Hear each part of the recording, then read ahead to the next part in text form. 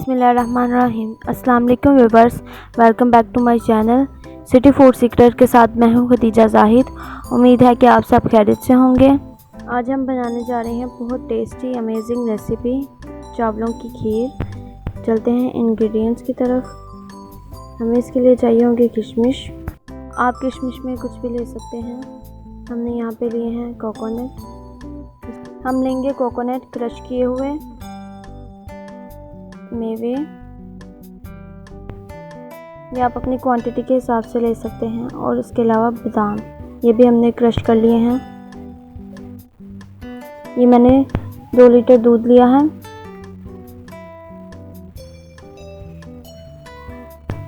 اس کو ہم بوائل کریں گے۔ یہ میں نے پہلے ہی بوائل ہونے کے لیے رکھ دیا تھا۔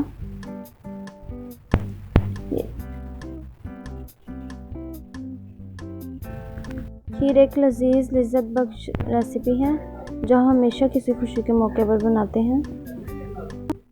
دودھ بوائل ہو چکا ہے۔ یہ میں نے پہلے بھی دودھ بوائل کیا ہوا تھا۔ اب ہم اس میں چاول ایڈ کریں گے۔ چاولوں کو میں نے 20 to 25 منٹس کے لیے سوک کیا۔ اس کے بعد اسے بلینڈ بھی کر سکتے ہیں، لیکن میں نے اسے یوں ہی ڈالا ہے۔ اس کے بعد ہم چمچ چلاتے رہیں گے۔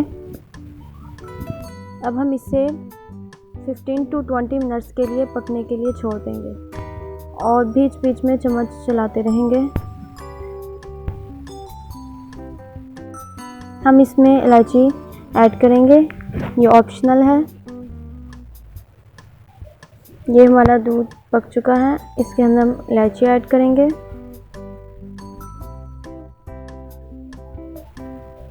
آپ اس میں چاہیں تو بوائل رائس بھی ایڈ کر سکتے ہیں۔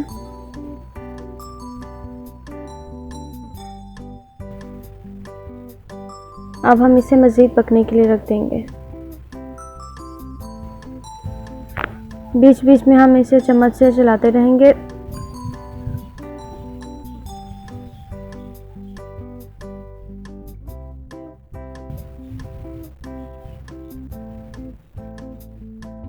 اب ہم اسے ہائی فلیم پر پکنے کے لیے رکھ دیں گے۔ دودھ اور چاول ہائی فلیم پر پک رہے ہیں۔ ان کو ہم مزید گاڑھا ہونے تک پکائیں گے۔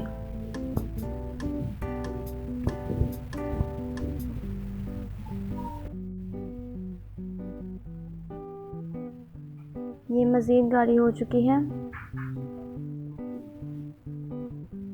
اور اس کے چاول بھی گل چکے ہیں۔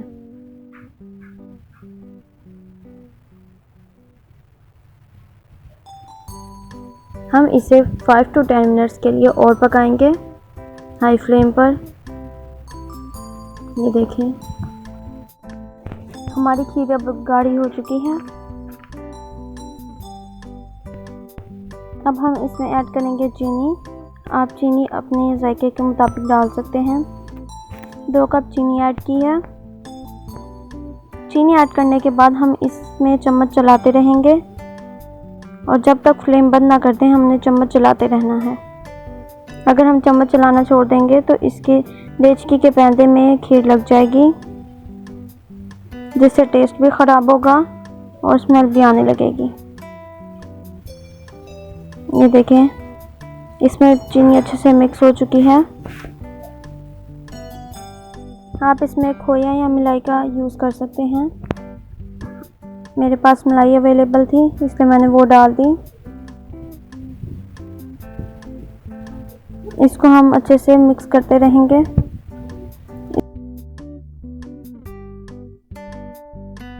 جب کھیر میں ببلز بننا شروع ہو جائیں تو کھیر پک چکی ہے۔ یہ دیکھیں ببلز بننا شروع ہو چکے ہیں۔ ہم نے اس میں کیورا واٹر ایڈ کیا۔ ½ ٹیبل اسپون ہم اس میں کیورا واٹر ایڈ کریں گے۔ ہماری کھیر ریڈی ہو چکی ہے۔ ہم اسے ٹھنڈے ہونے پہ ڈش آؤٹ کر لیں گے۔ کھیر کو ٹھنڈی ہونے کے بعد ہم نے ایک باؤل میں ڈالا۔ اب ہم اس کو گارنش کر لیں گے۔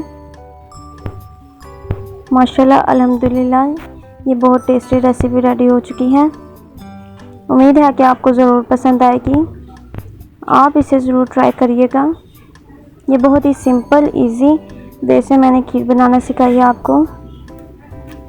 ویڈیو پسند آئے تو ضرور لائک، سبسکرائب اینڈ شیئر کریے گا اور بیل آئیکن کو پریس کریں تاکہ آپ کو ہر آنے والی ویڈیو کی اپڈیٹس ملتی رہیں۔ ملتے ہیں نیکسٹ ویڈیو میں۔ اللہ حافظ۔